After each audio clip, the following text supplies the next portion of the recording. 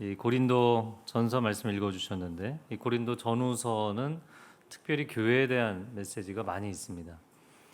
그런데 이 교회에 대한 주옥과 같은 말씀들이 어떻게 나오게 되었냐면 고린도 교회가 굉장히 흠이 없고 완벽하고 탁월한 교회였기 때문에 교회에 대한 좋은 메시지를 많이 담은 것이 아니라 사실은 정반대로 어려움이 많고 또 교회 안에 서로 갈등도 있고 다른 모습도 있고 그러한 연약한 부분 때문에 오히려 하나님의 강력한 말씀들을 경험하게 됩니다.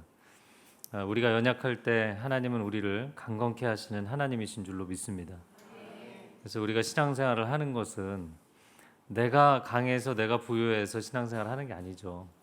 내가 연약할 때 나를 강건케 하시고 내가 가난할 때 나를 부유케 하시는 하나님의 반전의 은혜가 있기 때문에 신앙생활을 하는 것인 줄로 믿습니다.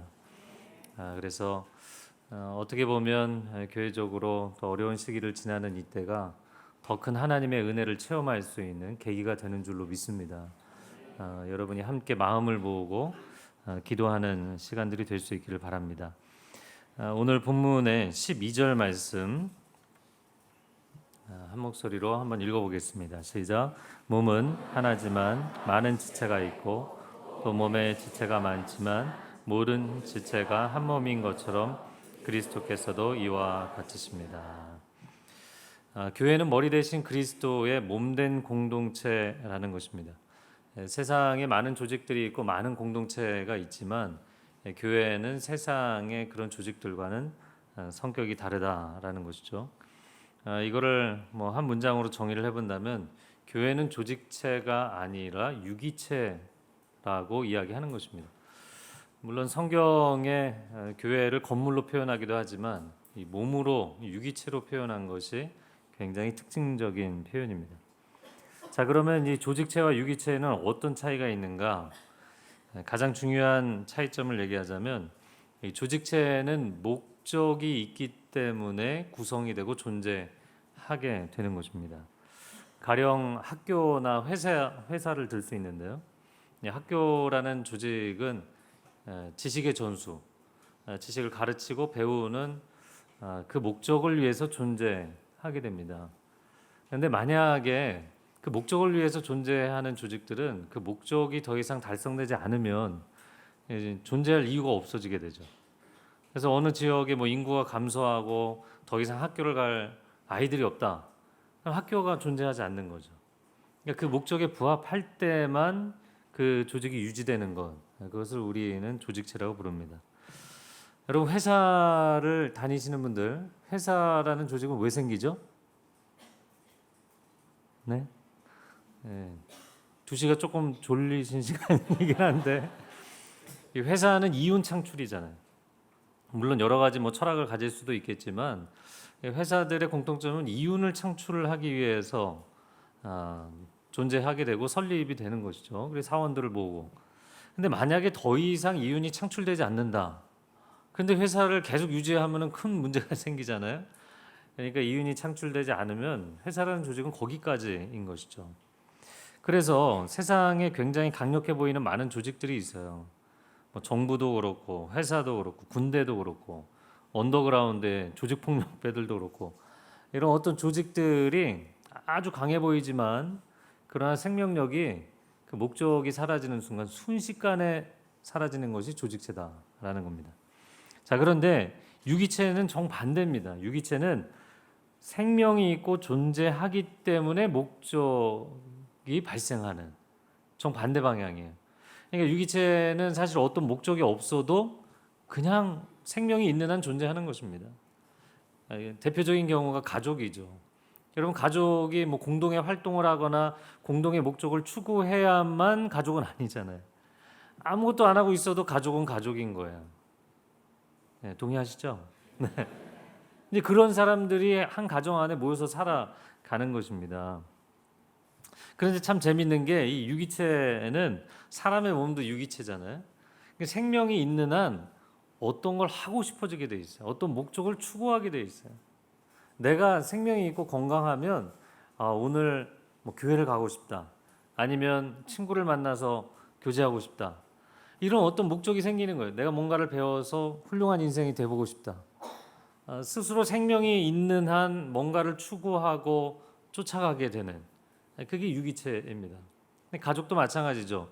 이 가정이 평안하고 행복하고 함께하는 것이 좋으면, 야, 이번 여름에 우리 가족 여행 가면 좋겠다.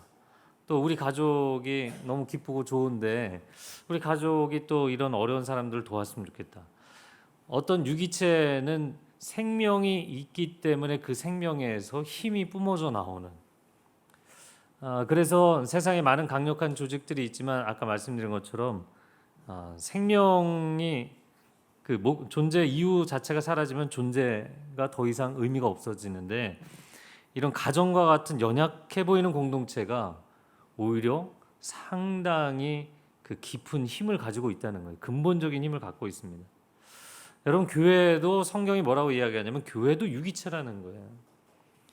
교회가 오늘날 세상의 조직들로 놓고 보면 너무너무 연약해 보이고 문제도 많은 것 같고, 때로는 세상 일은 상당히 우리가 프로페셔널리즘, 전문성을 갖고 하는데 교회는 너무 아마추어리즘인 것 같고, 이런 생각들이 들 때가 많죠. 그럼에도 불구하고 교회 안에 있는 생명이 굉장히 끈질기고 강하기 때문에 교회는 그렇게 쉽게 무너지지 않는다는 거예요.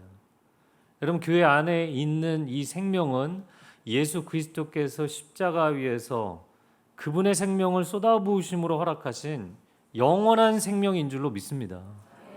이 영적인 생명력이 우리 안에 있기 때문에 세상적 관점에서는, 조직체라는 관점에서 보면 상당히 연약해 보일 수 있지만 이 교회는 쉽게 무너지지 않는다. 반드시 하나님의 뜻을 이루는 교회가 되는 줄로 믿습니다. 그러면 여러분, 가정이 아무리 힘들어도 절대 가정을 포기하시면 안 되고요. 교회가 아무리 힘들어도 교회를 포기하시면 안 돼요. 아멘이시죠? 오늘 이어지는 13절의 말씀, 13절 한번 같이 읽어볼까요? 시작. 우리는 유대 사람이든 그리스 사람이든 종이든지 자연인이든지 모두 한 성령으로 세례를 받아 한 몸이 됐고 모두 한 성령을 마시게 됐습니다. 자, 그러면 우리가 한 몸이고 한 가족인 이유가 무엇인가? 13절의 이유를 설명했는데, 한 성령님으로 세례를 받고 한 성령을 마셨다. 즉 한 성령의 충만함을 받았기 때문에 우리는 한 가족이다, 이렇게 표현을 했습니다. 제가 대학교 1학년 올라갔는데 저는 물론 여러 선교단체 중에서 캠퍼스에서 한 선교단체 들어갔어요. 그런데 선교단체들이 신입생들을 놓고 막 서로 경쟁적으로 자기 이제 단체 데리고 가려고 하는 거예요. 그런데 어떤 단체들은 서로가 협력도 하지만 어떤 단체들은 또 협력을 안 하기도 하고, 약간 이렇게 서로 경계하고 경쟁하기도 하고. 그래서 제가 이제 저희 단체 선배에게 물어봤어요. 저 단체하고 우리는 뭐가 다르냐 그랬더니 그 선배님이 영이 다르다는 거예요. 그래서 제가 이렇게 생각을 해봤어요. 아니, 저기도 기독교 단체고 우리도 기독교 단체인데 영이 어떻게 다를 수가 있나? 여러분, 그래서 그 표현은 틀린 거예요. 한 성령님이 하나님의 나라, 하나님의 교회 가운데 역사하시는 줄로 믿습니다. 아니면 이단이 아닌 이상, 교단이 다른 거는 이단인 건 아니잖아요. 교단이 다르다고 해도, 단체가 다르다고 해도 한 성령이 역사하시는 거예요. 교회가 한 몸이고 한 가족인 이유는, 다시 좀 확장해서 이야기를 하자면 하나님 한 분이 우리 아버지이시기 때문에. 아멘이신가요? 그래서 교회 처음 나온 분들이 가끔 당황해하세요. 형제님, 자매님, 나는 당신 같은 형제를 둔 적이 없다. 왜 갑자기 처음 온 사람이 형제님, 자매님 그러니까. 그런데 내가 하나님을 나의 아버지라고 부르는데 저 사람도 하나님을 아버지라고 부르니까 처음 만났지만 형제이고 자매인 거죠. 그래서 미국의 어떤 그 청년이 교회를 갔다 오더니 그날 설교가 이런 내용이었나 봐요. 자기 아버지한테 그러더래요. 오늘 목사님이 우리 모두는 아버지가 딱 한 분이시라고 했다고. 내 아버지도 하나님이시고 아빠의 아버지도 하나님이시니까 앞으로 형님이라고 부르겠다고.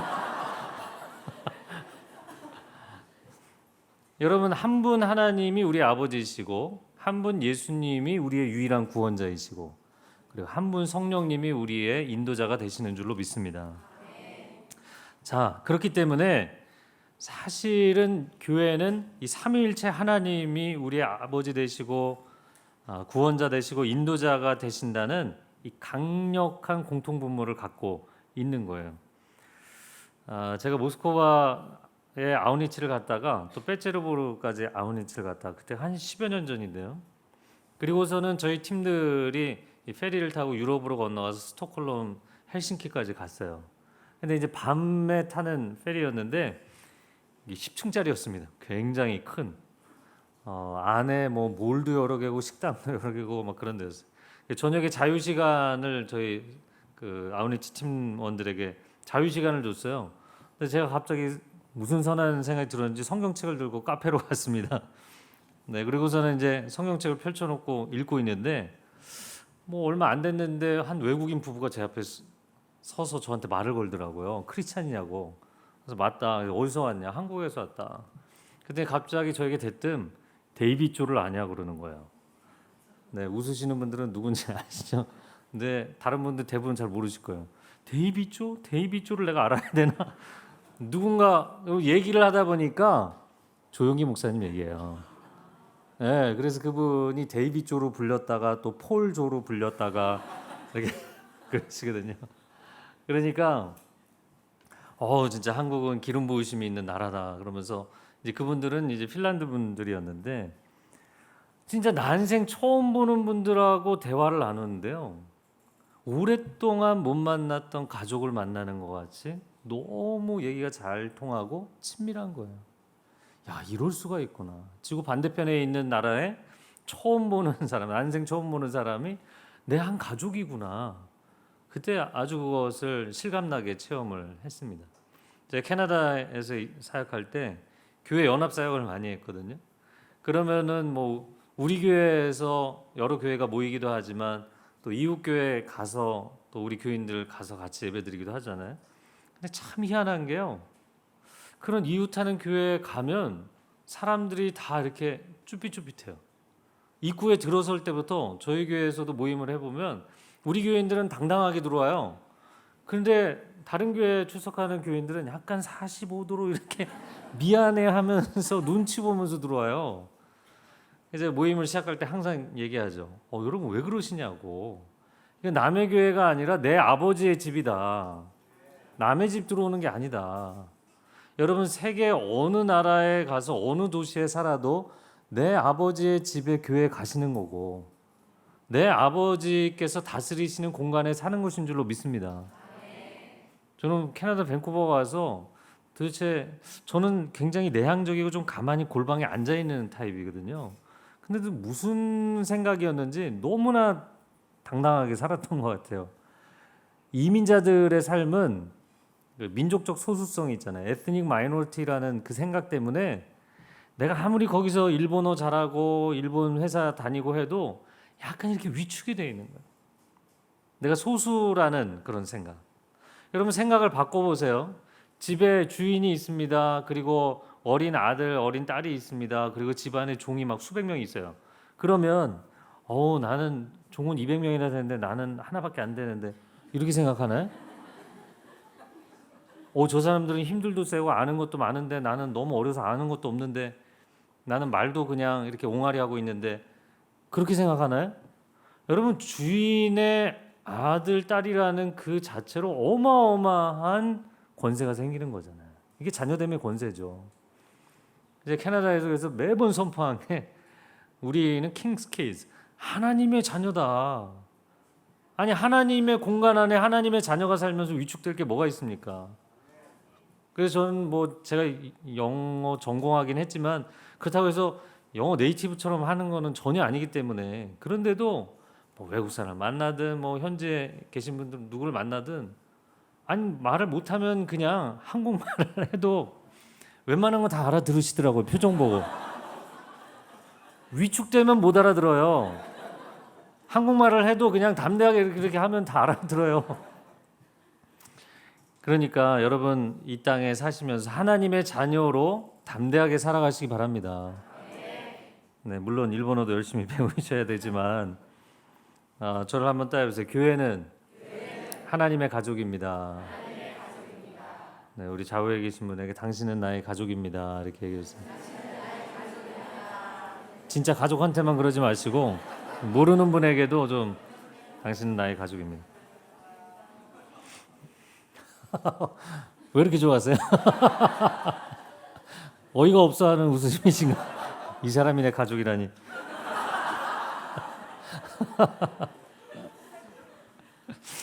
네, 그 14절에서 16절 말씀을 제가 보면 몸은 한 지체가 아니라 많은 지체로 이루어져 있다. 15절에는 발이 나는 손이 아니니까 몸에 속하지 않았어. 그건 틀린 말이라는 거죠. 16절에 귀가 나는 눈이 아니니까 몸에 속하지 않았어. 이것도 틀린 말이라는 거예요. 여러분, 교회는 다양성 속에 일치가 있는 공동체입니다. 여기서의 다양성은 다원주의적인 개념이 아니고요. 한 분 하나님 안에서 허용되는 다양성입니다. 한 교회 안에 굉장히 다양한 사람들이 살고 있어요. 이거는 여러분이 가정이 저희 집도 아들 둘인데 인원수 아빠 엄마 아들 둘 아들 원 투인데도 네 사람이 다 달라요. 그리고 저희 두 아들은 한 배에서 태어났는데도 너무 달라요. 큰 아들은 고3이고 둘째는 중2인데 첫째는 굉장히 여유로운 인생이에요. 그리고 얘가 엄마 아빠한테 요즘 늘 잔소리를 하는데 뭘 그렇게 서두르냐고, 인생을 피곤하게 살지 말라고. 약속 시간 다 돼서 야 빨리 챙기라 그러면 걔는 계속 여유를 부려요. 아빠 엄마 인생은 그렇게 사는 게 아니에요. 그냥 여유 있게 살다가 결정적인 순간에 움직이면 돼. 저희한테 인생을 가르치고 있어요, 큰아들이. 근데 둘째는요 굉장히 조급해요. 그리고 자기가 좋아하는 거 있으면은 그 이벤트 막 한 달 전부터 계속 닥달해요. 이거 저거 점검하고 체크하고. 또 둘이 돈 사용하는 방식도 다릅니다. 첫째는 굉장히 절약해요. 둘째는 무조건 비싼 거예요. 무조건 비싼 거. 그러니까 이제 둘이 이제 성격이 다른 거죠. 저희가 애들 어렸을 때 춘천에 자주 놀러 갔어요. 춘천에 그 소양 강이죠. 강 한 바퀴 자전거 타고 그리고서는 이제 닭갈비 먹고 할렐루야. 그리우시죠? 근데 자전거 한 바퀴 돌고 그때가 아마 첫째가 중학생 때고 둘째가 초등학생 때인데 마트에 들어갔어요. 마트에 들어가서 아이스크림 원하는 거 하나씩 골라라 그랬죠. 뭐든지 괜찮으니까 골라. 그랬더니 저희 큰아들은 무조건 제일 싼 거예요. 500원짜리. 둘째는 진짜 원하는 거 다 괜찮아? 이거 한번 확인하고 제일 비싼 거. 걔 아주 강력한 믿음은 뭐냐면 가장 비싼 것이 가장 맛있는 것이다. 이런 믿음을 갖고 있어요. 그래서 2,500원짜리 딱 드는 거예요. 그 순간 저는 이제 그래 내가 그럴 줄 알았다 그러고서 괜찮아 이렇게 얘기를 하는데 누가 태클을 걸겠어요? 큰아들. 엄마가 아니고 엄마는 따라 들어오지도 않아요. 엄마는. 예, 저희 아내는 또 아이스크림 별로 안 좋아하는 특별한 신분이기 때문에 딱 형이 뭐라고 하는지 아세요? 내려놔. 그래요. 그러면 이제 움찔하자는 동생이 뭐라고 하냐면 비싼 거는 나중에 네가 돈 벌어서 먹어. 딱 이럽니다. 네. 그러니까 인생이 너무 다른 거예요. 두 인생이. 그래서 제가 키워보니까 그래도 신방해보니까 다 집집마다 첫째는 율법, 둘째는 은혜더라고요. 거의 대부분 그래요. 둘째는 자유로운 영혼이고 첫째는 자기가 알아서 규범 챙기고. 여러분 그런데 야, 난 너랑 달라. 넌 왜 이렇게 나랑 달라? 너는 여기에 속해 있지 않아. 나는 여기 속하지 않을 거야. 이게 이런 말을 하면 안 된다는 겁니다. 순모임을 할 때도 나랑 생각이 비슷한 사람들 모여 있으면 순모임 나눔하기 굉장히 좋죠. 재밌죠. 그런데 나랑 좀 다른 전혀 반대되는 성격의 사람이 앉아갖고 얘기하면요. 할 때마다 이렇게 대화가 끊기는 거예요. 힘들죠. 나 이 순모임 안 나올 거야. 저 사람 좀 안 나오면 안 됩니까? 이런 얘기 하는 거예요. 그런데 가족이라는 것은 있는 모습 그대로 받아주는 게 가족입니다. 그렇잖아요. 우리가 영적으로 하나님 아버지, 구원자, 그리스도, 인도자, 성령님 딱 삼위일체 하나님만 공통점이고 나머지는 다 달라요. 많은 거를 갖기를 기대하지 마세요. 다른 게 정상입니다. 문화도 다르고 생각하는 것도 다르고 성향도 다르고 배경도 살아온 인생의 스토리도 다르고 다 다르게 돼 있다고요. 근데 하나님 아버지는 우리의 다양성을 포용해 주시는데 문제는 사람들이 서로 포용을 안 해줘. 너 교회에서 왜 그러냐 이렇게 나온다고요. 그러니까 탕자의 비유에서도 아버지는 용서할 마음이 있는데 형이 용서를 안 해주잖아요. 그래서 그 집에 들어가는 게 두려운 거예요. 아버지를 생각하면 가고 싶은데 형을 생각하면 못 따라가게 하는 거예요. 제가 실제 인생에서의 탕자의 스토리들을 보면 한 번만 가출하고 끝나지 않더라고요. 또 가출해요. 또 가출해요. 그리고 어떤 트라우마가 생길까요? 형이 나를 받아주지 않을 거다. 아버지가 문제가 아니라 형이 두려워서 못 돌아가게 돼 있어요. 그러다 보니까 교회 공동체 안에서도 이 평상시에는 서로가 다른 점이 그다지 문제가 되지 않습니다. 그런데 이런 어려움을 겪거나 그런 어려움을 극복해 가는 과정에서 야, 사람들이 똑같은 이슈를 놓고 이렇게 다르게 생각할 수 있구나. 이렇게 다르게 접근을 하는구나. 그런 다른 점들이 드러나는 순간 서로가 부대끼는 어려움이 생기는 것입니다. 사도 바울이 로마 전역을 돌아다니면서 교회를 세웠는데 그 교회들은 대부분 이 이스라엘 안에 있는 유대인들 중심의 교회가 아니라 헬라 도시들에 세운 거잖아요. 그레코 로만, 이 로마 제국 시대지만 헬라 문화를 백그라운드를 하고 있는 그런 도시잖아요. 그러면은 교회 구성원이 반반인 거예요. 헬라파 크리스찬들과 유대파 크리스찬들이 있는 거예요.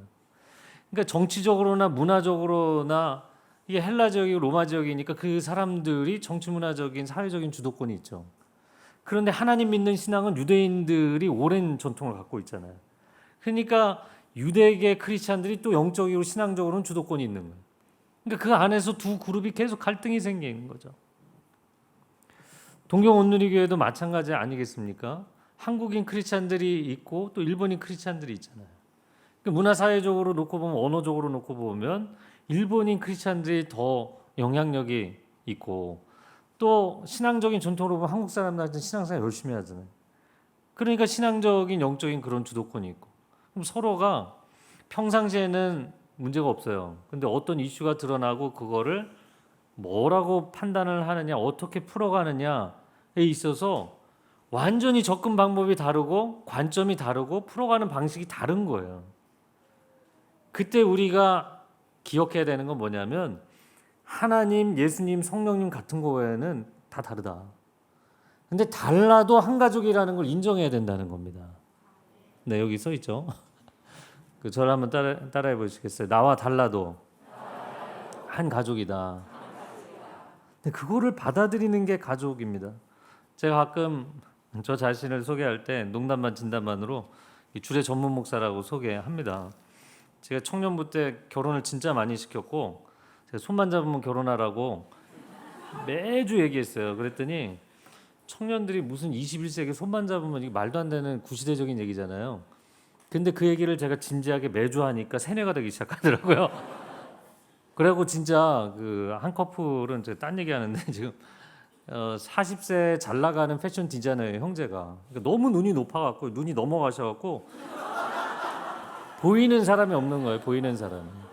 저희 공동체가 2,500명이었거든요. 여우사 청년부가. 그럼 그 많은 청년 중에 왜 없겠어요.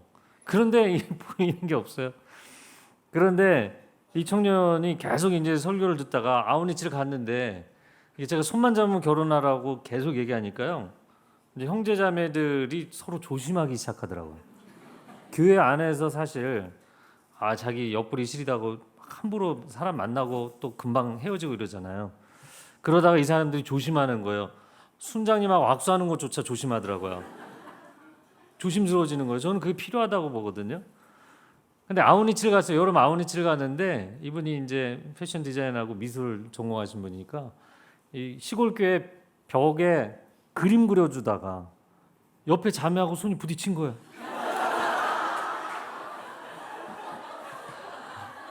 혹시 이 사람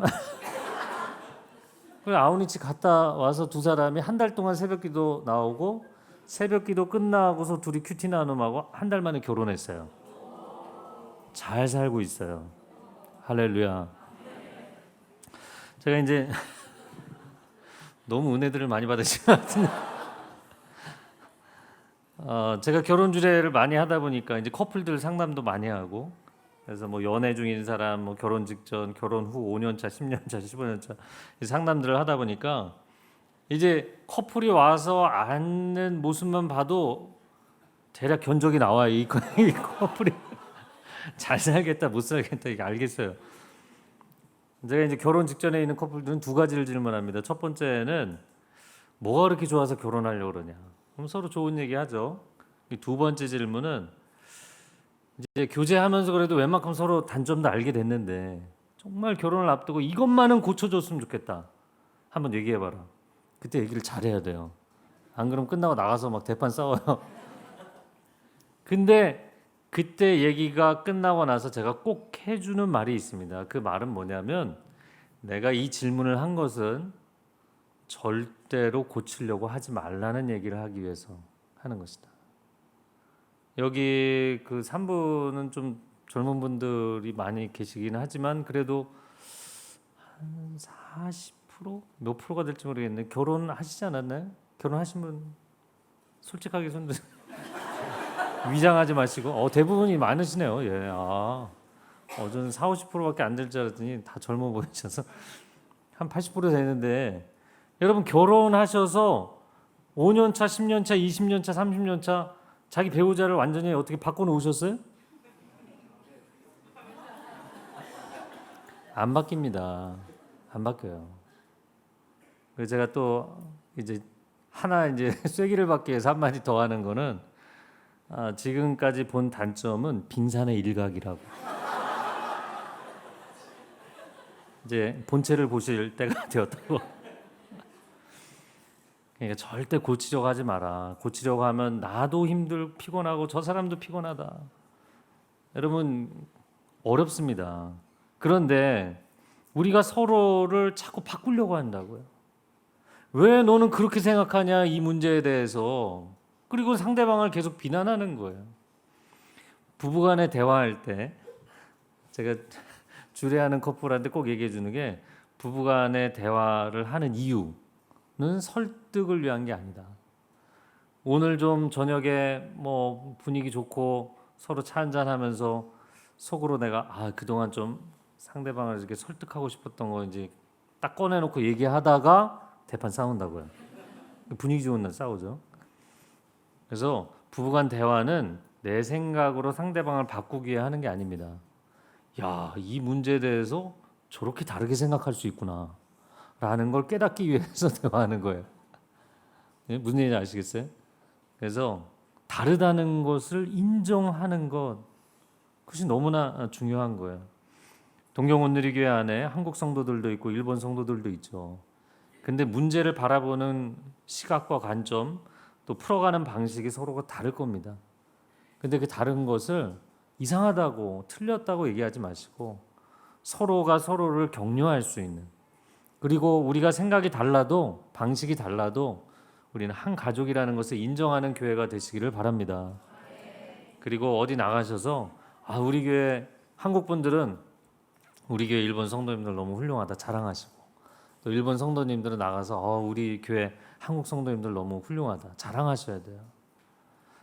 제가 많은 가정들을 이제 신방하다 보니까 물론 뭐 본인만 뭐 자매님만, 형제님만 신방을 받는 경우는 다르겠지만, 보통은 뭐 두 분이 같이 신방을 받는데도 딱 앉자마자 배우자 막 내 남편은 말이죠 말하면서 바로 옆에 앉아 있는데, 우리 아내는 막 하면서 단점을 얘기하잖아요.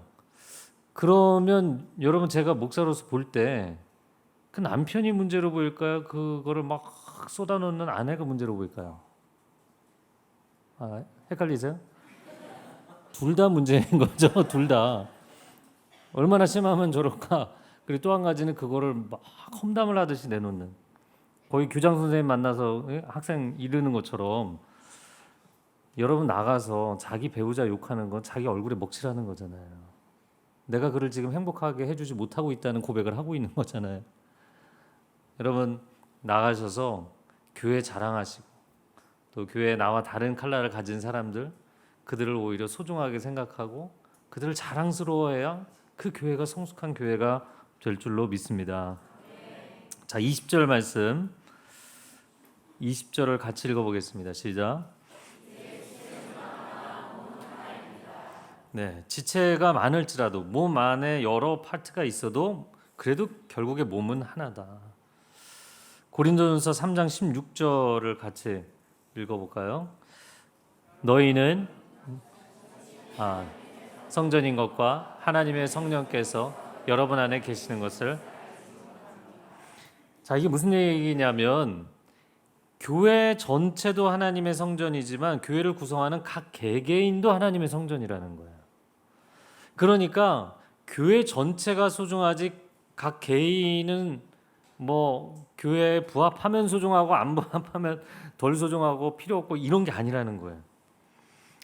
저를 한번 따라해 보세요. 내가 교회입니다. 여러분 한 사람 한 사람이 교회예요. 이 전체만 교회가 아니라 우리가 걸어다니는 성전이고 걸어다니는 교회라는 거예요. 그렇기 때문에 교회 안에는 소중하지 않은 지체가 없어요. 교회 안에 있는 지체들은 다 소중한 거예요. 여러분 교회 가운데 영향력 있고 큰 교회만 소중한가요? 지역에 작고 어려움이 있고 자립하지 못하는 그런 교회가 있을지라도 그곳에 하나님이 임재하시기 때문에 소중한 교회인 줄로 믿습니다. 그와 마찬가지로 교회 안에서도 연약한 성도들이 있어도 다 소중하다는 거예요. 오히려 연약한 성도들이 더 소중하다. 그래서 21절 말씀에 보면 눈이 손에게 난 내가 필요 없어, 머리가 발에게 난 내가 필요 없어, 이렇게 말하면 안 된다는 거예요. 제가 예를 들면 한때 의학이 그렇게 발전하지 않았을 때 진화론자들이 맹장, 충수라고 하죠. 맹장은 인간 진화의 대표적인 증거다 이렇게 주장을 했다고요. 왜냐하면 특별히 몸 안에서 어떤 기능을 하지도 않는 걸로 알았기 때문에 뭐 하는 기능도 없이 진화의 과정에서 그냥 아무런 역할을 하지 않는 조직으로 남아있는 게 아니냐. 근데 나중에 이제 의학이 발달해서 보니까 소장과 대장 사이에서 소화를 촉진시켜주는 역할을 하고 있고, 그리고 나쁜 균들을 죽여서 면역력을 증강시켜주는 아주 중요한 역할을 하고 있다고요. 그러니까 몸 안에 필요 없는 조직은 없다는 거예요. 여러분 오늘 21절 하반절에 보면 머리가 발에게 이런 표현이 나오는데 발이 사실 좀 냄새가 나잖아요. 우리 가리고 다니고 발이 냄새 나는데 보니까 양쪽에 5개씩 10개나 있고 몇 개 없어도 될 것 같은데, 그러면 발가락 중에 뭐 예를 들어서 새끼발가락은 인생의 세월이 갈수록 옆으로 누워가면서 좀 찌그러지잖아요. 그리고 엄지발가락은 펑퍼짐하고. 그럼 얘 둘은 없어도 될 것 같은데 그런가요? 새끼발가락이 없으면 어떤 현상이 나타나는 줄 아세요? 사람이 서 있지 못합니다. 새끼발가락이 왜 눕는지 아세요? 여러분의 체중을 지지해주고 있기 때문이에요. 걔가 가장 고생을 하고 있는 거예요. 그 작은 몸으로 전체 바디를 지탱해주고 있는 역할을 하는 겁니다. 그러므로 집에 가서 예뻐해 주세요. 못생겼다 그러지 마시고. 엄지발가락이 없으면 어떻게 됩니까? 달리다가 멈추지를 못합니다. 그래서 운동해 보시면 알잖아요. 운동하고 퀵턴을 많이 하는 운동을 하면 뭐 축구를 한다든지 족구를 한다든지 이런 거 하면 어디가 물집이 먼저 생겨요? 엄지발가락이. 브레이크 기능이기 때문에 고생하는 발가락이에요. 예뻐해 주세요. 여러분 몸 안에 불필요한 조직이라는 건 없다. 오히려 연약한 지체가 교회에서는 더 소중한 것이다. 순모임 할 때 그렇습니다. 순모임 할 때 계속 창세기 1장, 2장, 3장 난해 질문하고 욥기 질문하고 뭐 신종론에 관한 질문하고 하여튼 뭐 순장을 어렵게 하는 분들이 있잖아요. 그러면 그런 분들이 저분은 왜 우리 순회 와서 저렇게 나를 힘들게 하나? 네? 좀 우리 순회 안 나왔으면 좋겠다 그런 생각이 순장님들 솔직히 들 때가 있잖아요. 네, 고개는 안 끄덕거리셔도 되는데 근데 그분이 진짜 오늘 하루 안 나온 거예요. 그럼 내가 전화해서 왜 안 나오시냐고 나오시라고 해야 되는데 전화를 하면 안 될 것 같은 거예요. 근데 그분이 또 그 다음 주에 안 나와요. 그럼 혹시 다른 순으로 가지 않을까 이런 희망이 생기는 거예요. 그런데 그런 마음이 드는 이유는 우리가 가족이 아니기 때문이다. 교회가 단순히 순모임이 조직관리 차원이면 그런 생각할 수 있어요. 근데 한 가족이면 그럴 수 있냐고요. 네? 저 뒤쪽에 아기 있는 가정도 있는데 만약에 자녀가 태어났는데 나랑 성격이 상극일 수 있잖아요. 저하고 아내는 뭐 이렇게 급하게 이렇게 늘 챙겨야 되는데 저희 큰아들은 늘 여유거든요. 그러면 성격이 상극인 애가 태어나서 얘는 왜 일마다 나를 피곤하게 하지? 얘가 오늘 학교 갔다가 집에 귀가를 안 했으면 좋겠다. 이런 생각을 하는 부모가 있나요? 아니면 오늘은 귀가를 좀 옆집으로 했으면 좋겠다. 그건 부모의 심정이 아니라는 거죠. 그러니까 우리가요, 조직 관리를 하고 있는 것인지 진정한 한 몸 한 공동체를 이루고 있는 것인지, 늘 피상적인 만남만 갖고 정말 그 사람을 받아주고 정말 그 사람을 끌어안고 정말 그 사람을 사랑하지 않으면 교회로 몇 년을 모여도 몇십 년을 모여도 진정한 가족으로서의 교회를 경험을 못하는 거예요. 제가 지난 상반기에 양재 수요 저녁 예배 때 성경 통독을 구약을 했습니다. 그래서 11주 동안 했는데 66일 동안 했는데 그 별로 사람들이 많지 않을 줄 알고 몇 년 전에도 했을 때 사람들이 안 많았거든요. 그래서 질문하시는 궁금한 게 있으면 다 질문하시면 제가 다 답변을 드리겠습니다. 약속을 했거든요. 근데 광고도 많이 하는데 어떻게 이번에 굉장히 많이 등록을 했어요. 720명이 등록을 하셔갖고요. 700명이 매주 질문을 하니까 제가 답변을 진짜 A4로 40장, 50장씩 써서 그거 쓰는 데만도 정말 몇 날 며칠을 밤을 새며 씁니다. 그런데 그 가운데 30대 중반의 한 자매님이 끊임없이 똑같은 질문을 하는 거예요. 삐딱한 질문. 도대체 하나님이 무슨 의도로 선악과를 만들었느냐? 바로의 마음을 강팍하게 하나님 하셨으니까 바로가 무슨 잘못이 있느냐? 하나님 문제지. 다윗을 충동하셔서 인구조사를 시켰는데 다윗이 무슨 잘못이 있느냐? 하나님 충동한 건데. 그런 질문이에요. 계속 창세기부터 역사서까지 계속 그 질문이에요. 그러면 제가 답변을 하면서 아니 매주 당신은 믿음이 있어야 알미 열린다. 어거스틴의 말을 딱 이렇게 써서 보내면 어떻게 되겠어요? 더 이상 질문을 안 할 뿐만 아니라 성경 통독도 안 하겠죠. 제가 매주 정성껏 답변을 썼어요. 매주 정성껏 요각도 조각도로 알아듣게 계속 자세히 써서 보냈어요.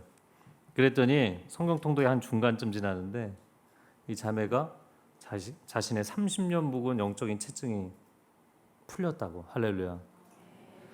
자기가 예전에 다니던 교회에서 계속 이런 질문을 하니까 너 왜 믿음이 없냐? 사람들이 계속 비난을 하는 거예요. 받아주지 않고. 대학생 때도 대학부에서 목회자한테 혼나고 순장님한테 혼나고, 청년부 와서 청년부 목회자한테 혼나고 순장님한테 혼나고. 그래갖고 청년부 교육자는 또 누군지 알려가지 마세요. 그건 이단들이 하는 질문이야. 제가 볼 때는 그 목사님 본인이 대답할 말이 없어서 그랬던 것 같은데 하여튼간에 막 그렇게 혼내기만 하는 거예요. 아무도 그 자매를 받아주지 않은 거예요. 있는 모습 그대로. 여러분 교회의 한 80-90% 성도들은 그냥 믿어집니다. 그런데 10% 20%는요. 그게 안 풀리면 성경의 진도가 안 나가요. 신앙의 진도가 안 나가는 사람들이 있다고요. 그럼 그런 사람들 있는 모습 그대로 받아주느냐가 중요한 거라고요. 또 한 커플이 성경 통독 들었는데 결혼한 지 한 25년 되는 커플입니다. 근데 남편이 신앙은 있는데 문제는 1년을 가야 주일 예배를 한두 번밖에 안 나와요. 이유가 뭐냐고 물어보니까 조기 축구에 미치신 분이에요. 이 조기 축구의 골든 타임이 이 주일 예배 시간이잖아요. 그러니까 이분은 조기 축구하느라고 교회를 안 나와요. 그러니까 아내가 그러면 수요일 날 같이 성경 통독하러 가자. 그래서 수요일 날 데리고 나오셨어요. 근데 이분이 성경 통독을 하다가 성경 읽는 재미에 푹 빠지셨어요. 그래서 구약이 끝날 즈음에 신약까지 다 읽어버렸어요. 그리고는 순모임 하는 그 커플들한테 이분은 진짜 신앙이 있는 사람이 저렇게 날라리 같이 신앙생활하네 그랬는데 열심히 다니는 남편들이 도전을 받은 거예요. 오히려 역으로 막 성경을 열심히 읽으면서 방학 때도 진도를 내놔라, 나는 성경을 읽어야겠다, 막 이러시는 거예요. 여러분, 교회 안에서 저 사람은 왜 저렇게 세속적일까? 저 사람은 왜 저렇게 삑딱하게 질문할까? 여러분, 그런 사람들을 교회에서 받아주지 않으면 그게 교회냐는 거예요. 병원에 사람들이 왜 갑니까? 병이 있어서 치료하려고 병원에 가지 않습니까? 교회 사람들이 왜 옵니까? 교회 멀쩡하고 괜찮은 사람들만 있을 거면 교회를 왜 오냐고요. 교회는 내가 문제가 있고 회복이 필요하고 대답이 필요하고 치유가 필요하기 때문에 오는 게 교회잖아요. 그런데 교회 온 사람들한테 너는 왜 환자복 이렇게 지저분하게 머리도 안 감고 돌아다니냐고 그렇게 얘기하는 사람이 교회를 나오면 안 되는 거예요. 이게 무슨 얘기인지 아세요? 제가 지금 병원으로 비유한 거예요. 병원에 멀쩡하게 깔끔하게 아프지도 않고 그러고 돌아다니면서 아파갖고 링게 꽂고 막 인상 쓰면서 머리 안 감고 그러고 다니는 사람들 비난할 거면 그 사람이 빨리 퇴원을 하셔야 되는 거죠. 교회는 문제가 있는 많은 사람들을 받아주는 게 교회입니다. 의인을 받아주는 것이 아니라 죄인들을 받아서 그들을 회복하는 곳이 교회인 줄로 믿습니다. 그래서 교회 안에 없어도 되는 지체는 없다는 거예요. 아멘이신가요? 네, 오늘 본문의 25절, 6절 같이 읽어보겠습니다. 시작. 분열이 없게 하시고 지체들이 서로 돌아보게 하시고 만일 한 지체가 고통을 당하면 모든 지체가 함께 고통을 당하고 한 지체가 영광을 얻으면 모든 지체가 함께 기뻐합니다. 자, 25절에는 몸에는 분열이 있을 수 없다. 유기체라는 거는 다 붙어 있는 거잖아요. 각각 파트가 달라도 다 한 몸으로 붙어 있는 것처럼 분열이 없어야 되는데 분열이 없는 유기체라는 것은 두 가지 특징이 있는데 손가락 끝에 가시만 찔려도 온몸이 아프고 그러니까 한 지체가 고통스러워하면 모두가 함께 아파하고 그리고 내가 뭐 만약에 좋은 옷을 하나 새로 사서 마음에 드는 옷을 사서 입었다. 그럼 온몸이 함께 기뻐하는 거예요. 아우 자기 혼자 잘난 척하네 그러지 않는 거예요. 온몸이 함께 영광스러워하고 함께 기뻐하느냐 그게 유기체다라는 얘기를 하는 것입니다. 이게 탈무드에 그런 얘기가 나옵니다. 몸은 하나인데 머리가 둘이면 하나일까요 둘일까요? 그 질문에 대한 답이 뭐냐면 한쪽 머리에 뜨거운 물을 부어서 반대쪽 머리도 같이 아파하면 하나고 한쪽 머리만 아파하면 둘이다. 함께 고통을 느끼는가? 함께 기쁨을 느끼는가? 그 이야기를 하는 것입니다. 여러분 동경 온누리교회가 지금 이 어려운 시간을 상당히 성숙하게 지나가고 계시는 거예요. 제가 밴쿠버 10여 년 전에 갔을 때도 사실 비슷한 상황이었어요. 전임 목사님이 반대하시는 분도 있고 찬성하시는 분도 있고 그런 상황에서 내려놓으시고 제가 후임으로 갔어요. 근데 저는 상황이 어떤지도 모르고 갔어요. 그냥 가라고 해서 갔는데 가서 보니까 그렇더라고요. 근데 한쪽에서는 딱 예배 끝나고 나니까 이쪽에서 오셔갖고 저 사람들을 만나지 말라고 저쪽에 오신 분들은 이 사람들을 만나지 말라고 상종할 수 없는 사람들이라는 거죠. 여러분 교회가 이렇게 나누면 그건 유기체가 아닌 거예요.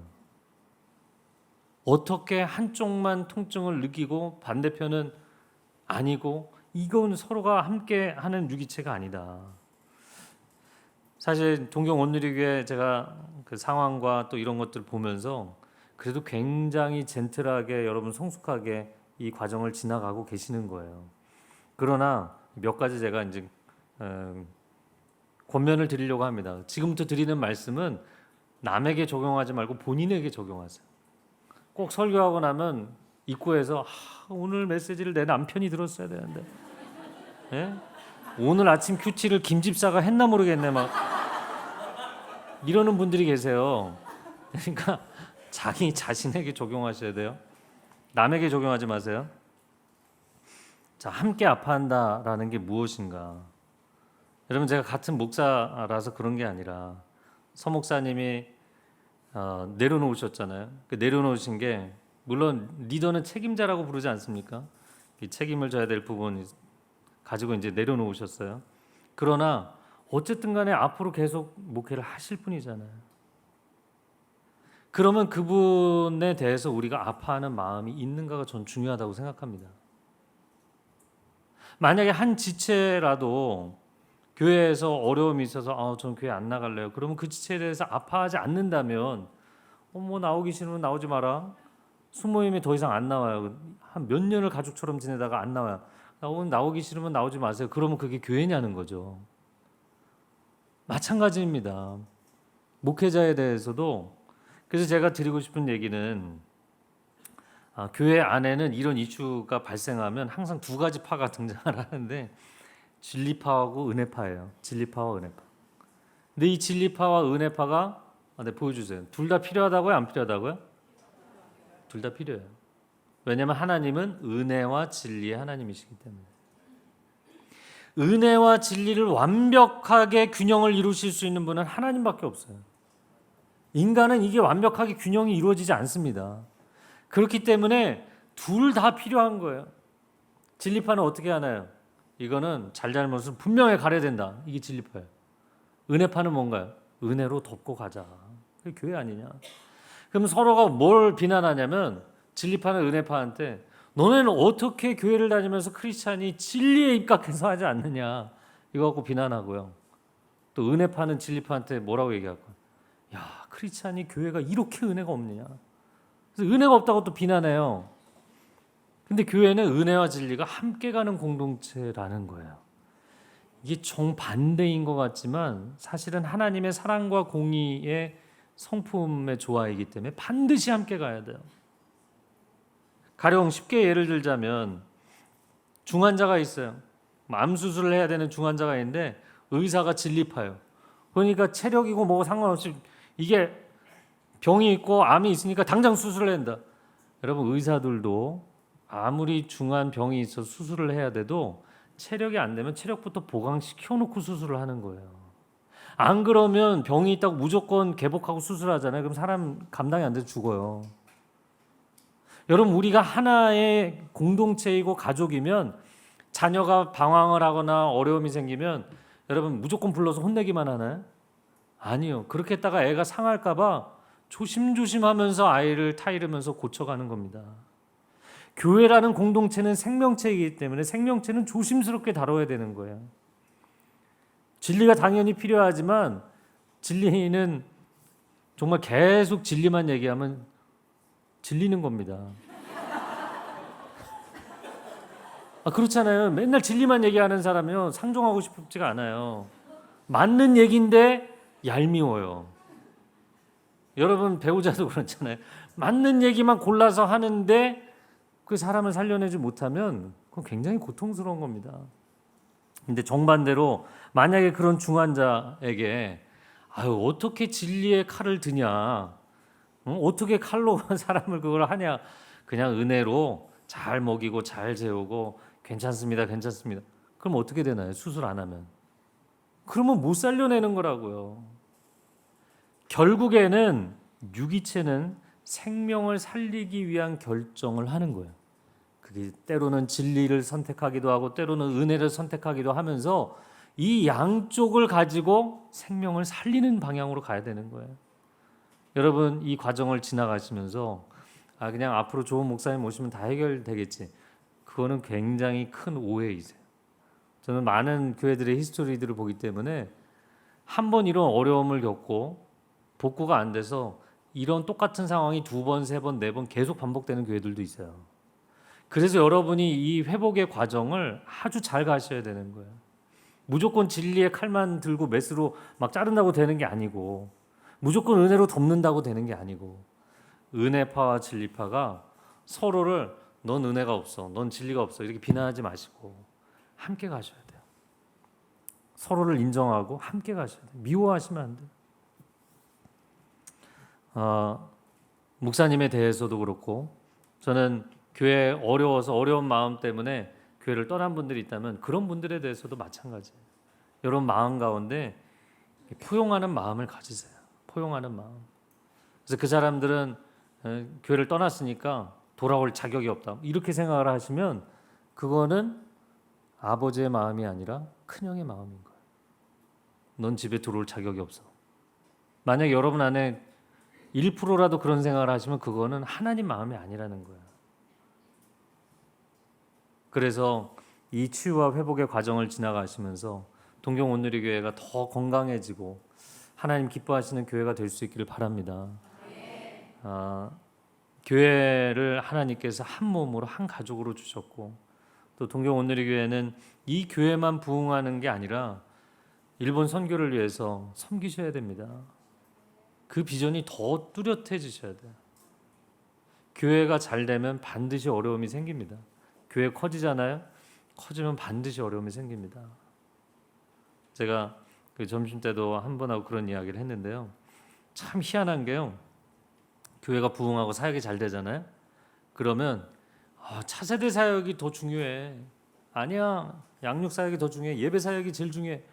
그리고 각자가 다 하나님의 일을 하는 건데 서로 싸워요. 무슨 일인지 아세요? 우리가 하나님 기뻐하시는 일을 하지 않는 게 아니에요. 은혜파도 하나님 기뻐하는 거고 진리도 하나님 기뻐하는 거예요. 그런데 내 것만 옳다고 주장하면 싸우는 거예요. 그리고 하나님 마음을 아프게 하고 교회를 건강하지 못하게 만들어요. 그래서 진짜 큰 비전을 가지셔야 돼요. 우리가 하나님이 우리에게 복을 주시는 대로 이 동경 안에 일본 안에 있는 무목교회들 어려운 교회들 우리 정말 그들을 돕겠다 섬기겠다 큰 대의를 위해서 헌신해야만 사람들이 싸우잖아요. 우리가 이 대의를 위해서 하나님 나라를 위해서 우리 차세대 사역도 또 양육 사역도 예배 사역도 공동체 사역도 서로가 조금씩 양보하면서 우리가 서포트하겠다. 제가 캐나다 밴쿠버 있을 때 교회가 이제 처음에 가서 많이 부흥하고 한 반년 만에 200명에서 300명, 400명 이렇게 부흥을 하기 시작했어요. 근데 교회가 부흥하면 다른 교회들이 전체 교회 행사할 때 후원도 좀 하시고 사람도 보내주시고 그러는데 조직이라는 게 회사도 그렇고 교회도 그렇고 커지면 또 할 일이 많아져요. 모임도 많아지고 봉사할 것도 많아지고 그러니까 다른 데 도와줄 여력이 사실 별로 없습니다. 근데 제가 그때 작정을 하고 어노인팅 미니스트리라고 밴쿠버 안에 또 주변 도시에 어려운 교회들이 밴쿠버에도 참 많거든요. 10년 됐는데 교인이 3명인 교회 막 갈라지고 깨지고 이런 교회들이 많아요. 그래서 도움이 필요하시면 언제든지 연락하십시오. 큐티 세미나, 1:1 사역 트레이닝, 또 예배팀들 워크숍하는 거 만약에 교사가 없으시면 교사도 보내드리겠습니다. 예배팀 없으면 예배팀 보내드리겠습니다. 그래갖고 브로셔를 만들어갖고 교회들 막 뿌렸어요. 근데 그걸 뿌리기 전에 저희 부교육자가 전체 사역 담당하는 총무 역할을 하는 교육자가 저한테 사무실에 들어와서 심각하게 얘기하더라고요. 목사님, 우리도 지금 사람이 없습니다. 이 항목 2개는 빼시죠. 교사, 재정을 가서 도와주고 가서 세미나는 해줄 수 있지만 교사를 보내주고 찬양팀 보내준다. 이거는 우리도 모자랍니다. 그래서 제가 그때 그런 얘기를 했습니다. 우리가 여유가 있어서 다른 사람 도와주는 거는 지나가는 거린에게 동전 던져주는 거나 마찬가지다. 그건 누구나 할 수 있는 거다. 우리도 어렵고 우리도 여력이 없지만 도와줄 때 그게 진짜 도와주는 거다. 그게 진짜 비전이고 헌신이다. 근데 그 일을 딱 시작하니까요. 하나님이 너무너무 기뻐하시고 그 교회들뿐만 아니라 우리 교회를 정말 하나님 블레싱을 해주시더라고요. 여러분 교회 안에서 하나님 기뻐하는 일들 많이 하십시오. 그러나 우리에게 주신 복을 아낌없이 이 일본 교회들과 일본 목회자들과 일본 성도들과 함께 나누시기를 바랍니다. 그러면 하나님이 동경 온누리 교회를 너무너무 내 마음을 시원케 한다. 하나님 마음에 한번 들면 그 다음에 게임 끝이에요. 하나님이 블레싱 해주시면 그 다음에는 아무리 원수가 공격해도 강건하게 나아갈 줄로 믿습니다. 우리 같이 기도하겠습니다. 기도할 때 우리 함께 한번 통성으로 기도하겠습니다. 하나님, 동경 온누리 교회 영적으로 척박한 이 일본 땅에 하나님께서 하나님의 공동체, 하나님의 임재의 처소로 세워주신 줄로 믿습니다. 하나님, 이 어려움을 흔들리지 않고 건강하게 헤쳐나갈 수 있게 하여 주시고 서로가 서로를 용납하고 포용하고 형제의 마음이 아니라 정말 하나님 아버지의 마음으로 서로를 포용하고 용납하고 나아갈 때 하나님 이 치유의 과정을 통하여서 일본 열도를 끌어안을 수 있는 영성을 가진 교회가 되게 하여 주시옵소서. 주여 한번 외치고 통성으로 기도합니다. 주여, 주님 우리를 긍휼히 여겨 주옵소서. 우리 안에는 온전한 사랑이 없습니다. 예수 그리스도의 십자가의 사랑이 아니고는 우리를 온전히 치유할 수 없사오니 주님 그 사랑을 우리에게 부어 주시옵소서. 서로를 긍휼히 여기고 용납하는 마음을 허락하여 주시고, 하나님 은혜를 주장하는 사람도 진리를 주장하는 사람도 서로를 이해하고 용납할 수 있게 하여 주시고, 우리가 함께 갈 수 있게 하여 주옵소서. 하나님의 나라는 그리스도의 복음 안에서 연합하는 데 있는 줄로 믿사오니 하나 되게 하소서. 이 하나됨을 깨뜨리고자 하는 원수의 공격을 이길 수 있게 하여 주시옵소서. 승리하게 하여 주시옵소서. 감당할 수 있게 하여 주시옵소서. 하나님이 어두운 터널을 통과하기까지 하나님 무너지지 않게 하여 주시고, 쓰러지지 않게 하여 주시고, 분열되지 않게 하여 주옵소서. 한마음 한뜻을 허락하여 주시옵소서.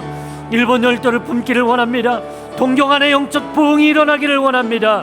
하나님 나라의 역사가 나타나기를 원합니다. 이 교회를 사용하여 주옵소서. 교회 안에 있는 연약한 지체들을 품을 수 있게 하여 주시고, 진정으로 하나 되는 가족과 같은 공동체 세워갈 수 있도록 주님 역사하여 주옵소서. 하나님의 사랑으로 충만한 공동체 되게 하옵소서.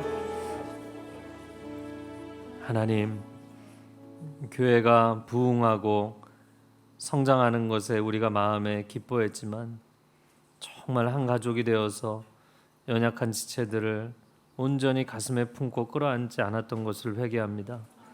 우리가 형식적이고 피상적인 관계로만 있었던 것들 하나님 앞에 내려놓고 서로를 향하여서 가르치는 자의 마음이 아니라 아비의 마음 품게 하셔서 서로를 깊이 사랑하고 축복하고 세워갈 때 정말 이 땅에서 어떤 조직에서도 경험하지 못하는 놀라운 하나님의 나라를 이 교회 안에서 맛보게 하여 주시옵소서. 이 교회가 복음으로 넘치는 행복감이 흘러갈 때 일본 열도를 살려내는 하나님의 공동체로 쓰임받게 하여 주옵소서. 예수님의 이름으로 기도합니다. 아멘.